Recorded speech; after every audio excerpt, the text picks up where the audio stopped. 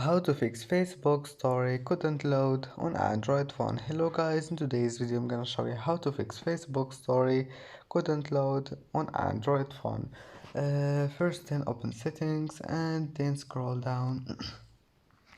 Scroll until you find apps and now click apps again, and here just type Facebook and here we'll find it. Click on it and go to permissions, enable all of those here, and then go to storage, and here we'll find this one, and just click clear cache, and now your problem will be fixed.